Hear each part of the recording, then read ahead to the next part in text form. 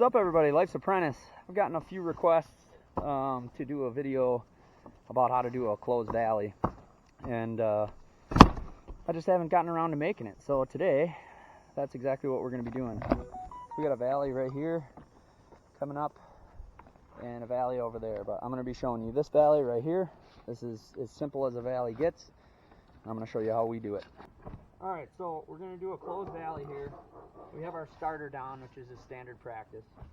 But what I always like to do is on the first course, I always weave a shingle. So this valley is going to go up underneath here first, but our first shingle is going to go right here. Now another thing with valleys is your standard nail placement is not going to apply. So I'm going to put a nail here, put two. I'm going to make sure that this is down in the valley nice and flat, and we're going to nail that. I'm just going to cut this little bit of excess off. We don't need that much.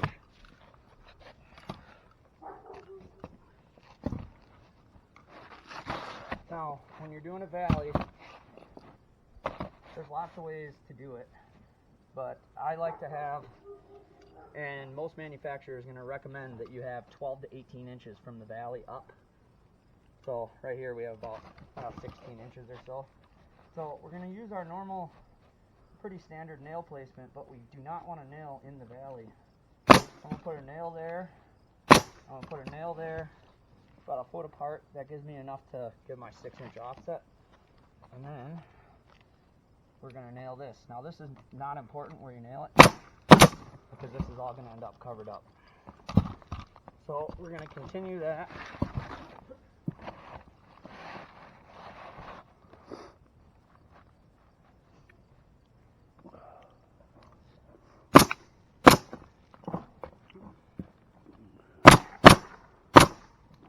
And you can put these nails over here. They're not going to be seen. I'm just going to continue that up.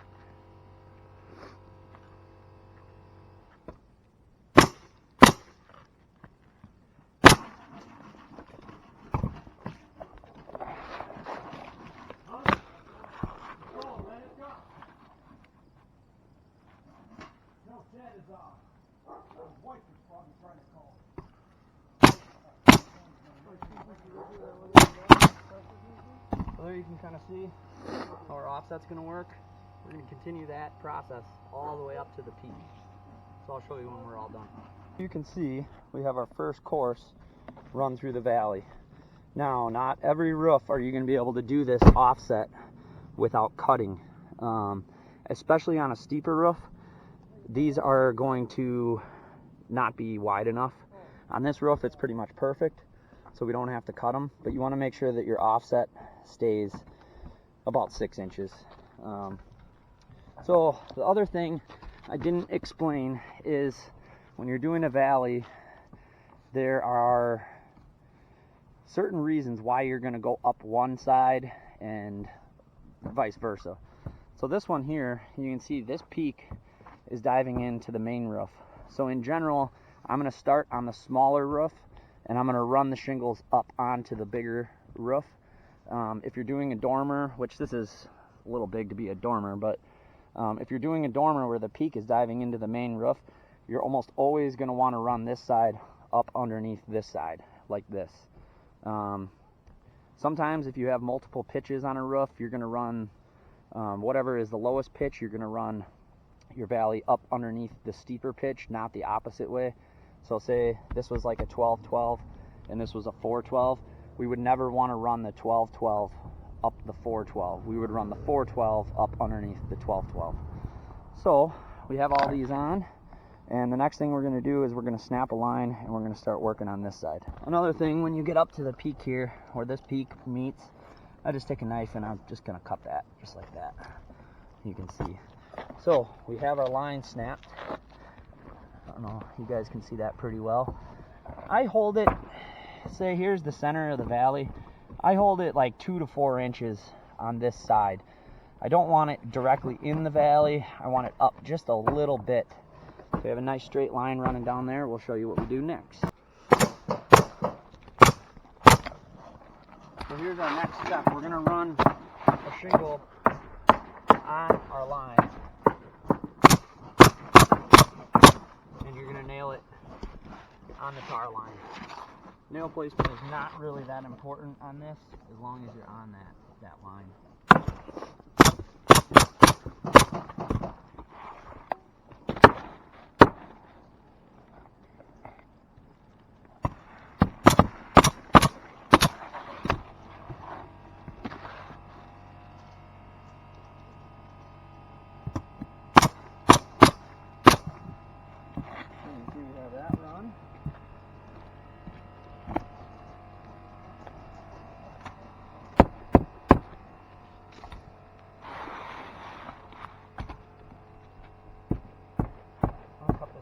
Off flush with the edge.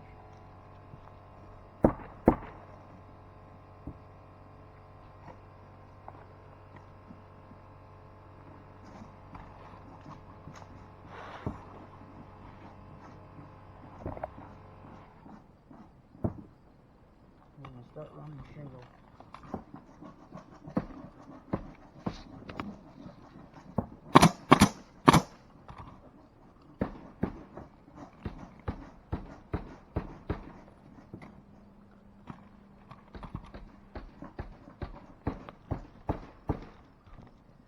When I'm doing this, I'm running this corner right to here, and we're just going to nail the shingle.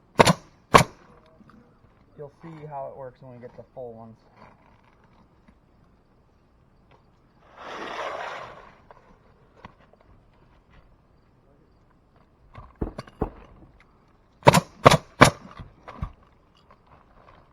Again, by doing it this way too, you have a square shingle right here.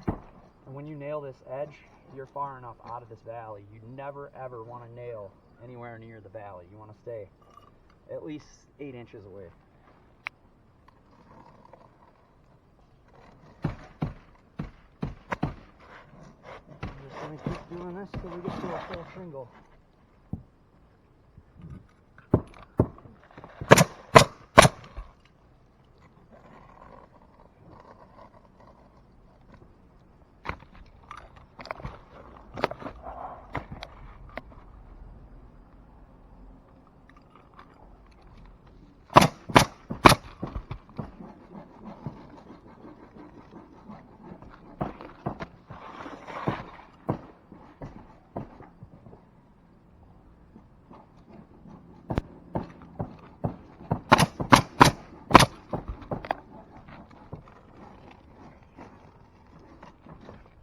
Okay.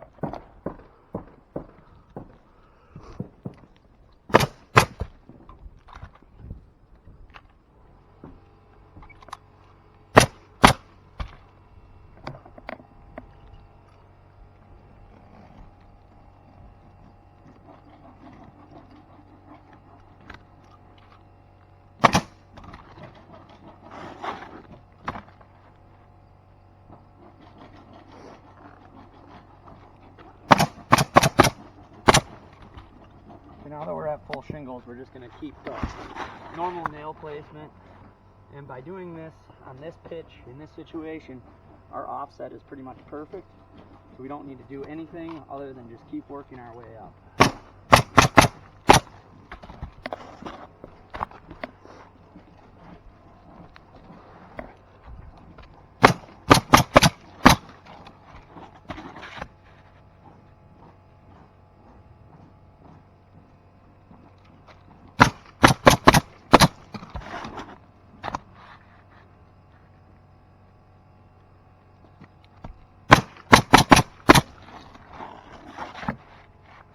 Holy fuck, man.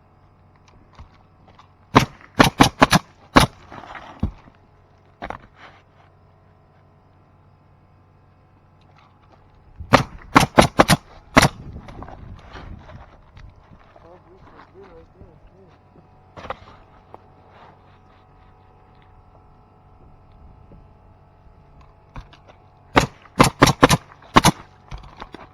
here I'm starting to straighten myself out a little bit. So I'm shooting these up just a tad. As I can tell on my paper that I'm off a little bit. Nobody's going to notice it down here, but when you get up further they will.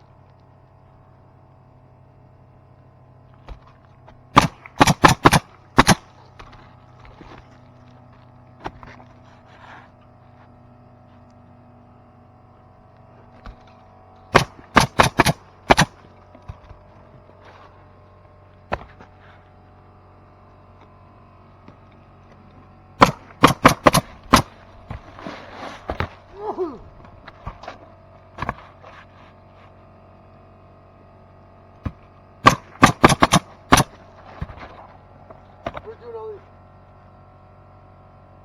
What? We're doing all these little side pieces too, right? Yeah. Don't worry about it right now though. No, I was just asking.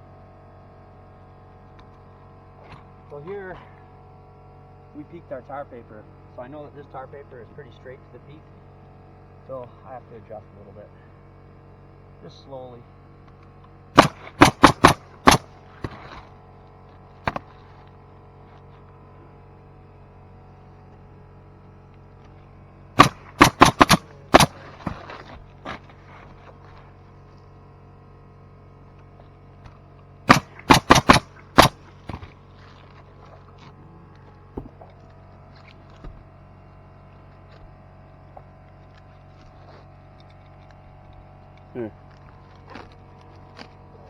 Huh?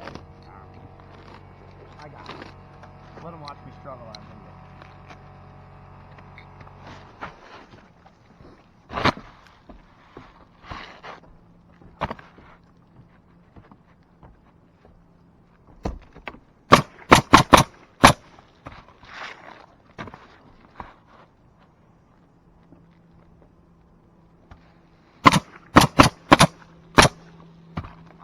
Okay, so I'm going to stop there because this next course is going to run straight across on the other side of the roof.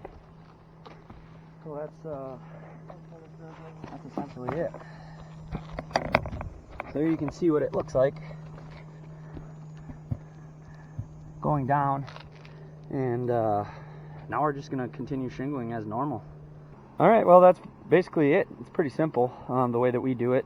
I never do open valleys, at least in our area. I find that they leak, and I just don't really like the way that they look in most cases. I know in other parts of the country the open valley is very popular, but not around here. You don't see it very often around here. So there it is. That's how you do that. If you like that, hit the thumbs up, subscribe. We'll see you on the next one.